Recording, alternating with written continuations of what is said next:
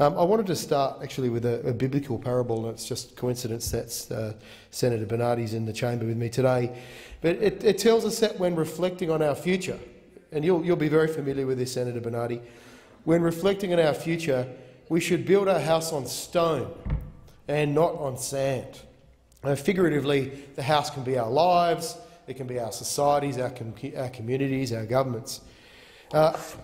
This Abbott budget, this Tony Abbott budget, is looking like it will soon disappear into quicksand because its foundation that it's built on is dishonesty and deception. And it is proving unpalatable and unacceptable to many Australians.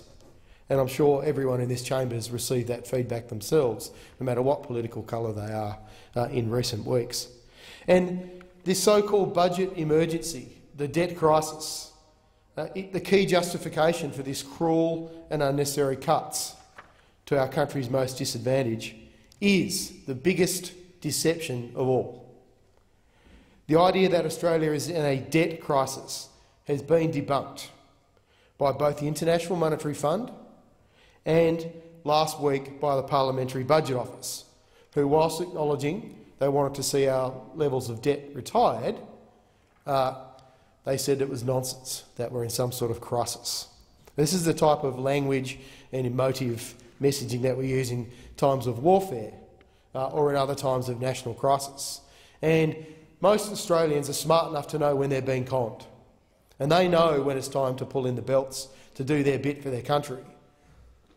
This is not a crisis or an emergency that requires the types of draconian, cruel and unnecessary cuts that we've seen to, for example, young unemployed Australians under 30, or pensioners, either elderly pensioners or disability pensioners. The myths this budget dishonesty are built on were recently analysed by the Australian Institute in its report Auditing the Auditors, which I have a copy of here. They showed that Australia's present debt levels are historically low, and by international standards the Australian government net debt levels and current budget deficit levels are amongst the lowest in the developed world, in the OECD. And contrary to this government's propaganda, Australia's current debt levels are the result of tax cuts under the Howard years rather than from recent supposedly runaway government spending on things such as welfare, health and pensioners. We are the fourth lowest taxing country in the OECD, and our levels of government spending, rather than being out of control, are in line with Australia's average spending over the last 30 years. Now, the Greens, like every political party in this chamber, support sensible measures to raise revenue and to manage budgets.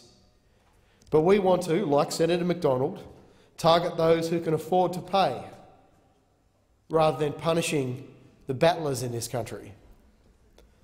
And this includes keeping the current tax on super mining profits and going back to the original Henry Review and fixing that tax, a price on carbon pollution, a new deposit guarantee on big bank profits relating directly to their deposit guarantee they received during the GFC and the benefits that's brought the big banks. That should be paid back to the Australian taxpayer. And the removal of billions of dollars in corporate welfare such as mining diesel subsidies. None of these are considered in the budget. And it's the most common thing I say to people when I talk to them about this budget. Yes, the coalition did have very clear policies going into the election that they would axe the taxes, get rid of a mining super profit tax and get rid of a price on carbon. But what they didn't say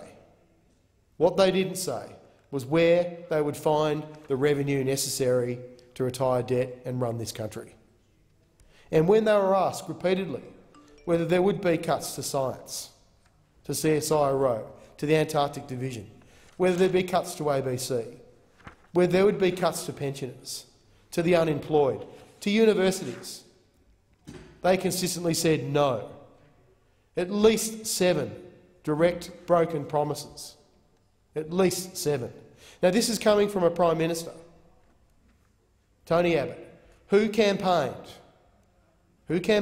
for 4 years, longer than 4 years, but especially the 4 years before he came to government, on a supposed lie that Julia Gillard told, which I've heard, for example, Senator McDonald mention at least 2,000 times in my 2 years in the Senate. One lie by a Prime Minister. One lie. 6 that I count so far. That's one for each month the government has been in power in this country. One broken promise. And it's not just the fact that we have this deception that is obvious to nearly every Australian who are true blue and know when they're being conned. That trust is going to take so long to restore, not just for this government, but for all of us as members of parliament. I think personally the feedback that I've received is we couldn't possibly be at a lower ebb as parliamentary representatives than we are now because of these broken promises and the cynicism of day in, day out talking about Prime Minister Julia Gillard being a liar, breaking a promise on a carbon tax. And suddenly it's okay. Suddenly it's okay for that same Prime Minister to do exactly the same thing. 6 months being into power. And how many more broken promises are there going to be? Clearly promises mean nothing. Integrity and honesty mean nothing in this country. And that's something we all have to fix, and we have to fix it soon. Now, we've already voiced our opposition to poorly constructed ideological budget initiatives such as the debt crisis levy. This is bad policy. Not only is it bad policy because it is the smokescreen. It is the smokescreen, the political gimmick that this government has used to somehow sell its cruel and dishonest budget. But looking at it, pinpointing the details around this policy, it is also bad policy. Let's consider it in more detail. According to the numbers I got from Senator Cormann in estimates last week, this budget repair levy, and let's say I've also heard it called a budget crisis levy, I've heard it called a debt crisis levy. Every week the messaging and the language around this seems to change. It'll raise about $3 billion. Now, looking at our projected forward debt, $667 billion. Senator Cormann reminded me last week that if we had some other add-ons, it would be $748 billion. On my calculations, $3 billion divided by 748 is 0.02 something percent. 0.02%. So much for repairing the debt crisis in this country. And if it was a budget repair levy, if we want to use that messaging, it works out to about 2 to 3% based on the forward estimates for budgets. How is that sharing the heavy lifting when high-income earners in this country are contributing less than 0.5% to retiring this nation's debt? Well, it's not. Clearly it's not. I was also intrigued as to when is a deficit repaired? When is debt repaired? When is a budget repaired? I couldn't get any answers from Senator Cormann last week on what actually would be classified as repaired. And would this levy stay in place if the budget wasn't repaired or the deficit wasn't repaired in debt? We all know the forecasts for the next 3 years and beyond rely very heavily on receipts, an increase in economic activity. None of us have got crystal balls. We don't know if that's going to eventuate. And if it doesn't, then it's likely we're going to have significant trouble paying down our debt. Yet, under this legislation, high-income earners still get let off the hook. And on the other hand, we have permanent changes to pensions, permanent changes to the young, who could potentially, if they're not from a loving family, get thrown out on the street if they lose their job. Can you imagine as a young person now, facing the prospect of much higher fees at university, committing yourself to going down that road? This is only just one sample of potential young people. Going down that road, committing yourself to those payments, getting through your degree, getting a job. Now, it's a kick in the teeth for any young person, or any person for that matter, who loses their job. How much more stressed will they be now, knowing that they've got 6 months with no income? 6 months where they're going to have to find, scrap, beg and borrow. Now, as an economist, I think that through. If I was a young person and I had that uncertainty in my life, I would save more money. So maybe it'll be good from a national savings point of view. But that's not going to be good for consumption or for investment. And why is it that consumer confidence has crashed in the last month? It is for exactly the same reason. We live in a society, in communities that are full of anxiety. It is a dog-eat-dog world that we live in. Now we are only making it harder and harder, particularly for young people, after the commitment that they're going to make to training and to better themselves. We are going to raise the levels of anxiety and ultimately, in my opinion, the levels of stress, levels of mental illness, all these things that afflict our society because we implement stupid policies like we've seen in this budget. Cruel, unnecessary, designed by people totally out of touch with reality. I met at a forum in Glenorchy last week 60 or 70 disability support pensioners. And at the end of it, there was a question that came to me that I wasn't prepared for. An elderly gentleman got up and he said, my friends and I had four friends sitting with me. He said, my friends and I have discussed this and we believe that this government has set this budget up to fail.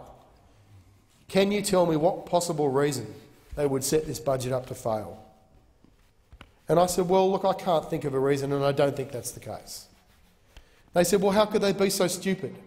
How could they do this, be so draconian, without consultation, without going to an election saying that they're going to increase the age of retirement or change the indexation of pensions? How could they do this? It doesn't make sense to us. And I said, the only thing I can come to terms with, sir, is that they are totally out of touch with average Australians, with people who have a right to live with dignity. And I challenge the government, senators, if they haven't done it already, to go down to Centrelink and meet these people. A lot of them are very good people who are they're desperately trying to get out of their circumstances. They're not people who are lying back on their pillow of entitlement. Sure, there may be some. I've got no doubt there are some. But the majority aren't. And you cannot take a cookie-cutter approach to people, to human beings. So what we need in this House in the next few weeks is some compassion and also some courage to stand up and say this is stupid. A lot of these measures need to be blocked, and the Greens will certainly do that. Now, in relation to this particular levy that we have in front of us, as I mentioned earlier, how can it be a repair levy if it's only repairing 0.02 something percent of our national debt? Well, I asked Senator Coleman that as well, and he said it's like a boulder. It's going to get the ball rolling. High-income earners are going to put their hands in their pockets and contribute. I then said, OK, are you planning to cut taxes in this country going into the next election? And Senator Coleman said, well, because of bracket creep, it's a natural thing for governments to cut taxes. And I said, all right then, can you guarantee you'll only cut taxes in line with bracket creep? And the government couldn't do that. And once again, I hate to be cynical, but it seems to me that that's exactly what this government is doing. They're building a war chest to go pork barrelling and provide tax relief and tax cuts across the income streams in this country going into the next election. So much for high-income earners doing their bit. The Greens would like to see, in line with what Senator McDonald said, structural changes to this tax so that it is permanent. How is it fair that the poor in this country suffer permanent cuts, but the rich only get a temporary levy for 2 to 3 years? And I won't go into it because I think Senator Wong's already covered it. Up to $500 million of it could be avoided in the first 12 months due to loopholes. Also, a number of small businesses, and I know this from my own experience, could also avoid paying the levy by simply reshuffling their own dividends and incomes that they pay themselves within their businesses.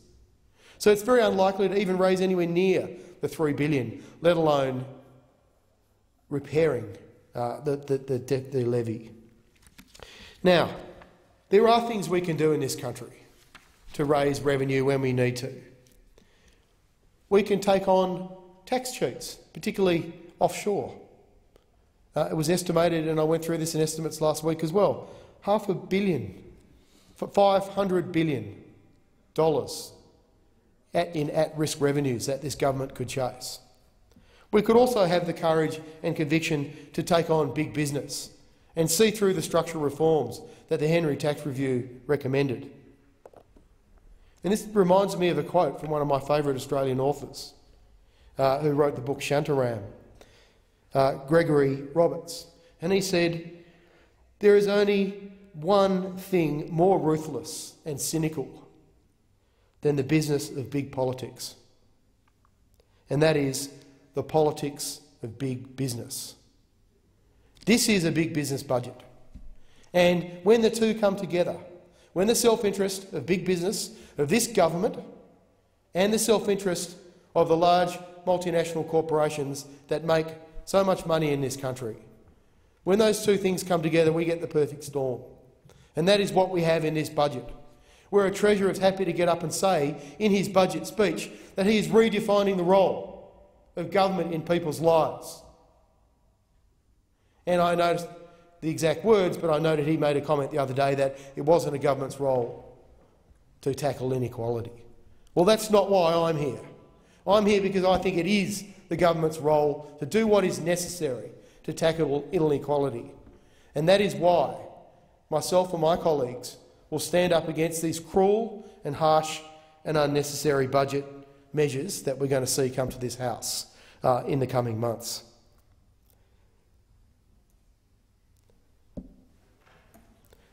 I encourage all senators in here to go out and hear people's real stories and have the compassion and the foresight necessary to not only help build our communities and address why it is that we have these problems in our communities. Don't just address the symptoms, but address the causes. And saying people are lazy and somehow feeling like they're entitled is not the answer.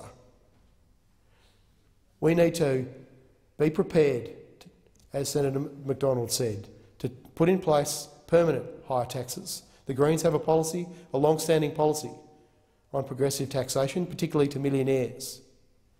We also have a policy of taxing bads, taxing pollution. To give you a very quick idea, removing the carbon price is going to lose us around $12.5 billion. Reduce tax avoidance by taxing discretionary trusts, $3.3 billion. A millionaire's tax, 50% over $1 million, that's $907 million. Implement the original super profits tax, $35.58 billion. That's the exact amount of expenditure cuts, the exact amount, almost, that this government is taking in this budget that could be recouped from our mineral wealth and shared by all Australians, if we just had the guts and the courage to do it. A $2 per tonne levy on thermal coal, another $1 billion, and a public insurance levy to pay back taxpayers for providing deposit guarantees, $11 billion. There you go. And that doesn't even include some of the easy other low-hanging fruit that we need to tackle in this country. The Greens will be opposing this measure, as we will other measures in the budget.